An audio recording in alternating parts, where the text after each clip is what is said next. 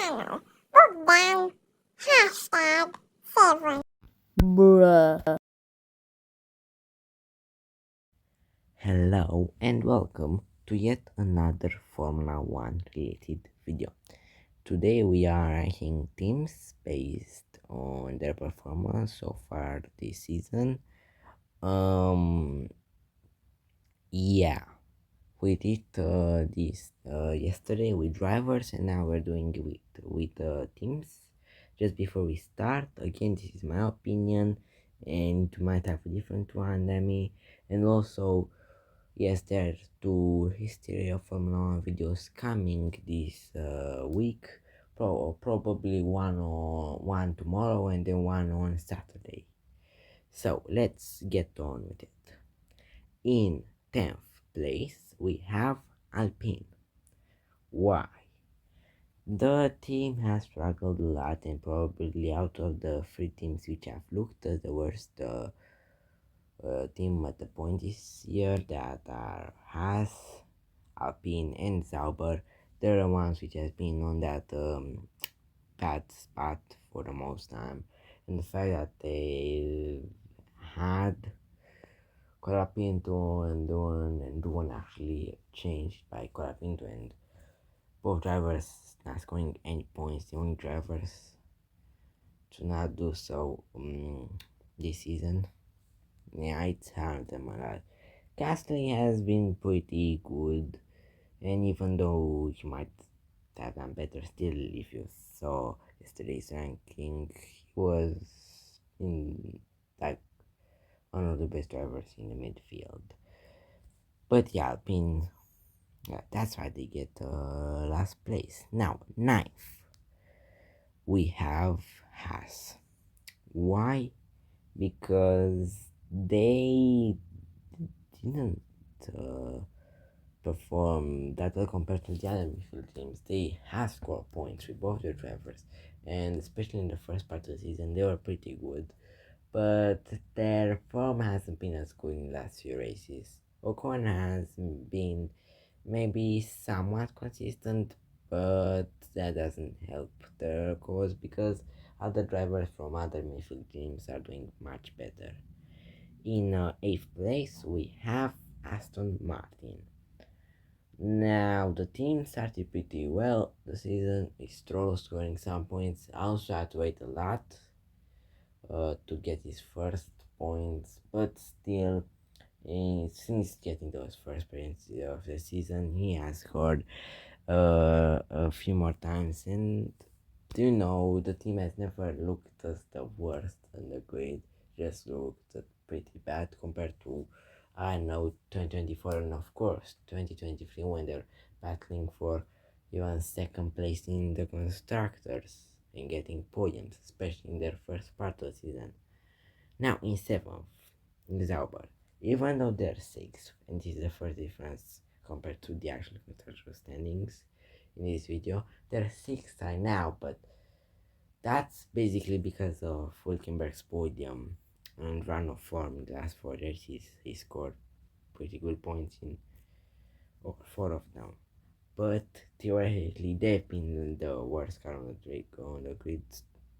For example, they didn't do as well in the middle part of the season so far, and they lacked some performance. Bortoleto only scored points once.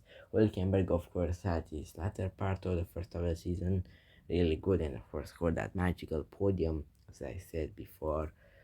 So yeah, that's why they're 7th and not 6th.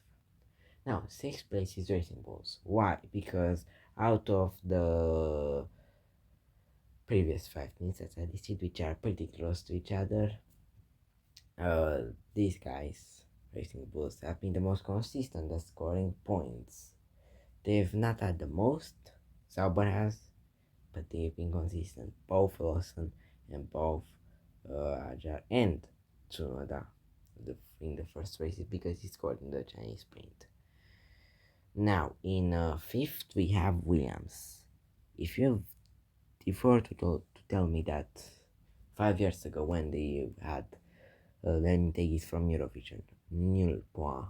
Um, and were last in obviously in the constructors in 2020. I said, how are they gonna bounce back so quickly? I expected them to be the top of the midfield in 10 to 15 years. No, they with a new management group, with the new regulation changes, they're fifth atop the midfield. Of course, a few seasons ago that would have even meant third place, but it's brilliant for them, and we can easily see the evolution.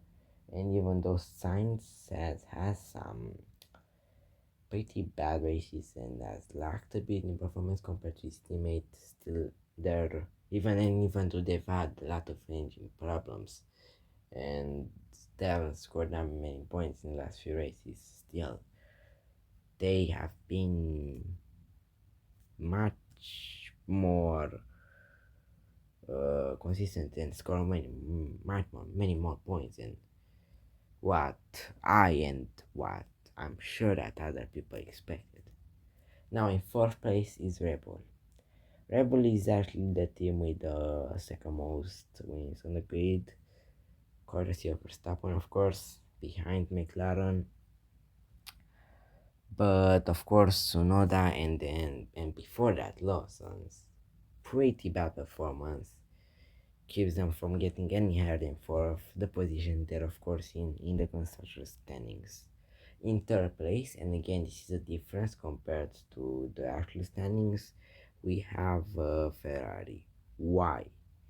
Because the Scuderia hasn't won a race this season, and Leclerc had, as I mentioned in yesterday's video, between races 5 and 10, like 3-4 podiums. It was pretty consistent, and yeah, actually to race 11, because we had Austria too, where he had the podium.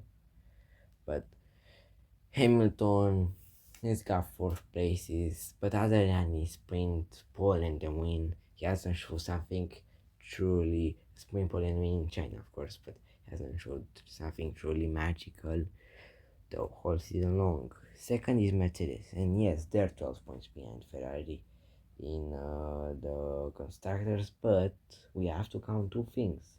First up, Antonelli is a rookie, and the fact that he's got a podium in his ninth race is something that don't usually see in rookies. For example, not even Piastri, the current championship leader, which of course got the podium in his first season, did it that early.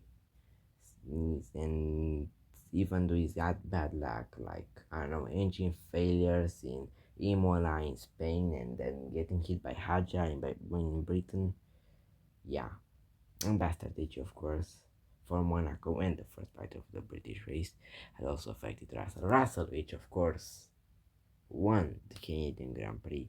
Basically, the last few races for Mercedes have been either hit or miss. And in first place, no doubt, it's McLaren.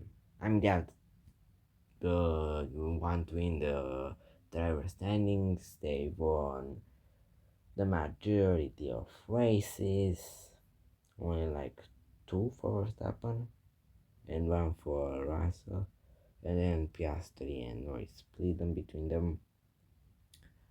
Yeah, you have to understand why I'm putting them. I mean, it's logical why I'm putting them in first place.